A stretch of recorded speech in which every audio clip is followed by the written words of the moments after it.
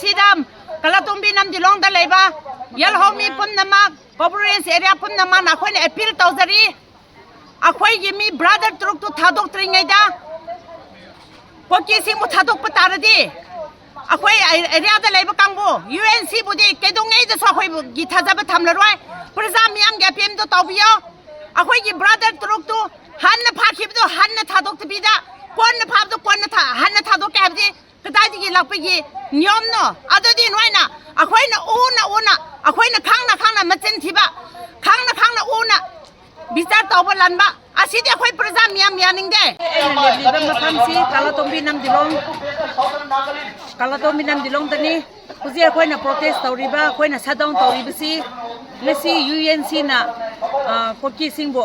ꯁꯦꯅꯥꯄꯇꯤꯗ ꯑꯩꯈꯣꯏ Naga brothers ꯇꯔꯨꯛꯄꯨ release ꯇꯧꯗꯕꯤꯗ ꯃꯈꯣꯏꯕꯨ ꯔꯤꯂꯤꯁ ꯇꯧꯒꯅꯤ ꯍꯥꯏꯅ ꯉꯁꯤ ꯗꯤꯁꯤꯖꯟ ꯂꯧꯈꯤꯕꯒꯤ ꯑꯁꯤ ꯑꯩꯈꯣꯏ ꯌꯥꯅꯤꯡꯗꯦ ꯍꯥꯏꯅ ꯃꯇꯝ ꯀꯛꯇꯗꯅ ꯇꯣꯇꯦꯜ ꯁꯠꯗꯥꯎꯟ ꯍꯥꯏꯕꯁꯦ ꯑꯩꯈꯣꯏ ꯂꯧꯊꯣꯛꯈ꯭ꯔꯕꯅꯤ ꯇꯧꯁꯨ ꯇꯧꯔꯅꯤ ꯉꯁꯤ ꯒꯣꯚꯔꯟꯃꯦꯟ ꯁ꯭ꯇꯦꯠ ꯒꯣꯚꯔꯟꯃꯦꯟ ꯁꯦꯟꯇ꯭ꯔꯦꯜ ꯒꯣꯚꯔꯟꯃꯦꯟꯅ ꯅꯈꯣꯏꯅ ꯈꯜꯂꯤꯕ ꯗꯤꯁꯤꯖꯟꯁꯤ ꯀꯔꯤꯅꯣ ꯅꯥꯒꯥ ꯕ꯭ꯔꯥꯗꯔꯁ ꯇꯔꯨꯛꯁꯤꯕꯨ ꯂꯧꯊꯣꯛꯅꯤꯡꯉꯥꯏ ꯍꯣꯠꯅꯗ꯭ꯔꯒ UNCꯕꯨ नखोइना असी तौद्रदि असी तौगनी असी तौद्रदि असी तौगनी नखोइबु फागनी हाइना की हल्लगा नमफुदा UNC डिसीजन लौहनबसी स्टेट गवर्नमेंट नखोइगे सोइबनी स्टेट गवर्नमेंट करिगी नखोइ अखोइ लोकल गी सिचुएशन दो नखोइ तौबो ngamददना सेंट्रल गवर्नमेंट पिसिनब्रा स्टेट गवर्नमेंट से गवर्नमेंट पानगा पानमनाते स्टेट गवर्नमेंट से नंगी इमुंगनी अदुना ngasi aina hainingबदी लाइलोन वाईफाई से कोकी खुन्ने खुन अमाने खुन अमासी मी तरुक सी फाजिलगा मतई मनाव अनि चलीब मफमदोदा मागी नपी बु थादोरगा नपाबु फाजिलगा खंगदे हाइबसी लाइलोन वाईफाई से मी हिंगना चाब खुन्ने मणिपुर दा हिंसा चाब मी लेरे हुन हिंसा चाब खुन लेरे हाइबसी मणिपुर गवर्नमेंट लाइलोन वाईफाई दुने हिंसा चाब खुंदो अदुना मणिपुर दा हिंसा चाब खुन लेब तारदी मणिपुर से कम हाइन हिंगेरो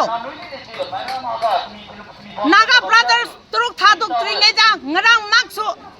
konsa khun gimibo akhoi naga tribe kida lan hauradi kadai lan haubra ising thampham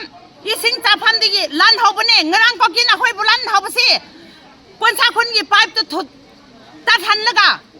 मखोइ ने इम्पोस्ट इसिंग लाक्तरबि इसिंग येंगबा लाकनी हाइबसे एडवांटेज लाउरगा मखोइ सि लारगा इम्पोस्ट लाउरगा इसिंग येंगबा लाकपमि बुने मखोइ नंगरang इम्पोस्ट लाउरगा कपदो हुजिक सोय हॉस्पिटल दे लेय मखो तेगरगा सेंट्रल गवर्नमेंट नखोइ करि तौरिब्रो असि फाव थाजाद्रिब्रो नखोइना लाइलोन बाफाइ सिदि खुद त खाइनि हाबलगा नय बुगमना लाइलोन बाफाइ दिन खुद त लेये नंगि खुद त खाइनि हाबलगा नय बुगमना लाइलोन बाफाइ सि नय बियो करि तौरिब्रा स्टेट गवर्नमेंट सेंट्रल गवर्नमेंट चांगना दे सिदि पिक माले सेंट्रल गवर्नमेंट खोइ वखन चांगना चुम्बियो वखन चमना थबक तो तौबियो लाइलोन बाफाइसी मचाने सेंट्रल गवर्नमेंट ना सेंट्रल फोर्स ना चांगे दब मफान नते मी फाबदो लाइलोन बाफाइगे सेंट्रल फोर्स नते सेंट्रल फोर्स ने पुलिस याव ना पब्लिक पुचिंगरा चपदो अदुगी पाव फोब सेन ना तारगा होजि फोब करि तौखरगे नंगी शक्ति तो सोन माले अदुगी शक्ति तो देना पुथोरदि स्टेट गवर्नमेंट आं पाइबा ngamloi नंगी फन तो थदो ngasi de khoi pamdre होजिक आइन हाइगे निमचा नंगना डिपोटी सेम पुबसी पब्लिक खोइ बुआ हनगे हाइना चांगब्राव पब्लिक खोइ बुकानगे हाइना चांगब्राव नंगी खुनदने नंगी एरिया दने नंगी जातने थोगलिबदो